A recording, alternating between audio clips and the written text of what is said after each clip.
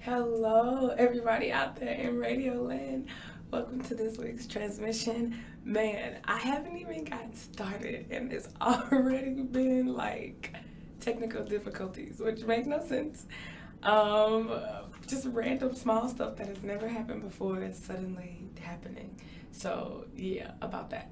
But I hope my sound is okay because I've been arguing and wrestling with it. So let's roll with it. Okay, today's topic is be prepared for greatness to strike. So, as the saying goes, success equals preparation plus opportunity. Right? So, I was inspired for this, about, to speak about this topic based on an article that I read in the newspaper. Yes, a real physical newspaper. I read those. They still exist, yes. Um, but it was about a pastry chef. And it was a lady who she basically, her story is really interesting.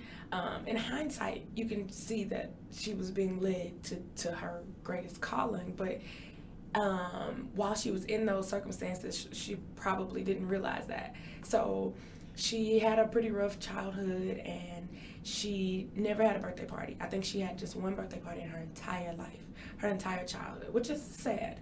Um, and she vowed like to just go all out for her kids because she wanted them to have the experiences that she didn't have.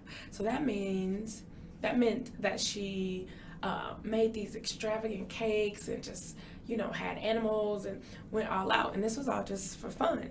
So eventually she started challenging herself more and more, like trying to outdo herself as her kids got older. And her family and friends noticed her talent, and she, was just kind of like, oh, I just did this for fun, no big deal. So, while she was just working on what was her passion, obviously, she didn't realize it was her passion, but if you do something over and over and over again relentlessly, it is your passion, no matter what it is. Then look, it's either that or a distraction. So you may want to know.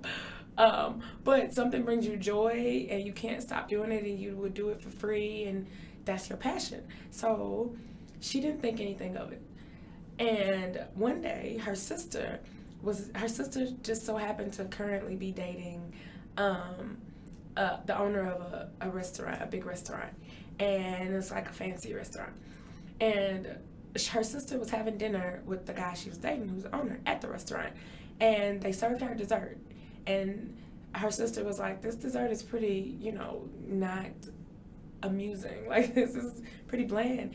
And the guy, the owner, her boyfriend at the time, was like, oh, well, actually, our pastry chef, left. So we're just kind of figuring it out on our own. We don't have anybody dedicated to that. So she was like, oh my goodness, like my sister does this type of stuff. Like, I don't know what credentials you're looking for, but she could just really she could blow this out of the water. Like this is nothing. And so of course he was like, oh well, I'll give her, a chance.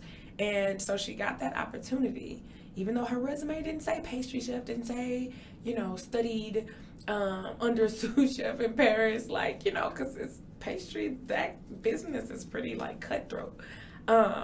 So it didn't say any of that. She didn't have any of that experience. So, but he gave her a chance and he let her show her own skills. He let her showcase what she could do. And he gave her a test.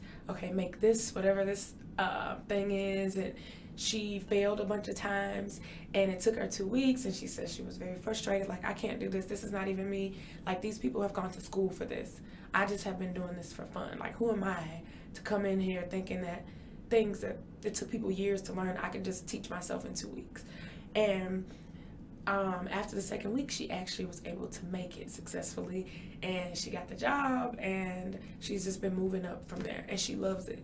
So I just think about that, like her story. First of all, the adversity that she went through as a child, which was obviously now we can say setting her up for greatness.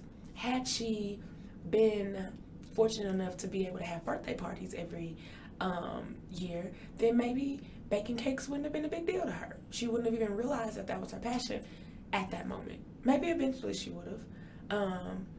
Or even if she did, so let's say she had a birthday party, she became a teenager, like, oh, I want to cook or I want to bake.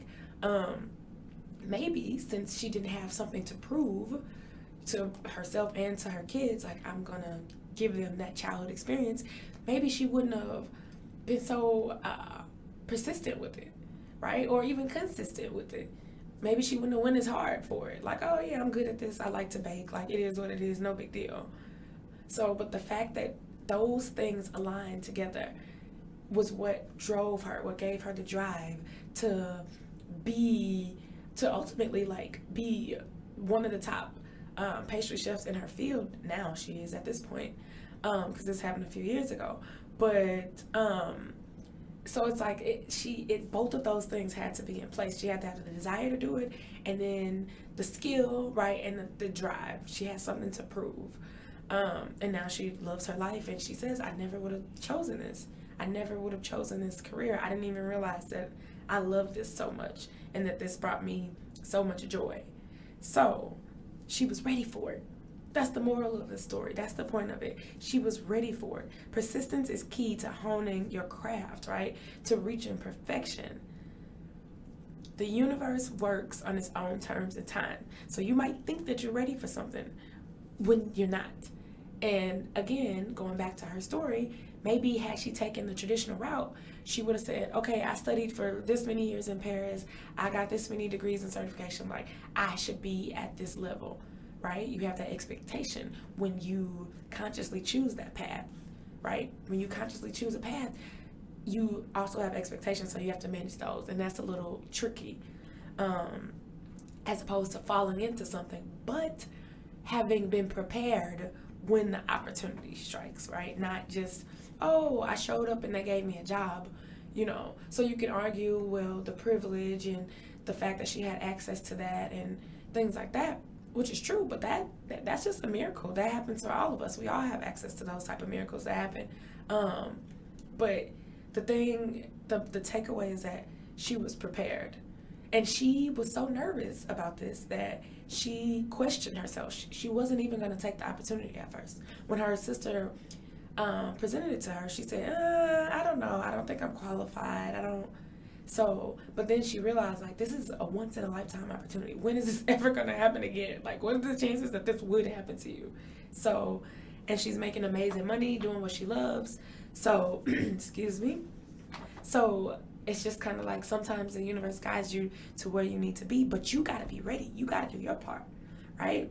She worked hard. She wasn't handed anything. She still had to work for the position, and she still had to work and hone her craft long before she knew that opportunity. Long before the opportunity even presented itself. She had no idea that would ever come, but she was ready for it, right? She was ready for it. Mentally, emotionally, psychologically, you got to be ready for it. You got to have your stuff together. So it's like if you're waiting for a bus or a train or a flight, right? You ready for it. You know it's coming, even if it's behind.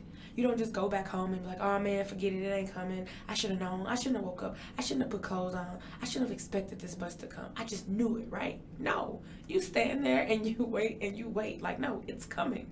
It may not come when I wanted to, but it's coming, and I'm ready for it whenever it does come.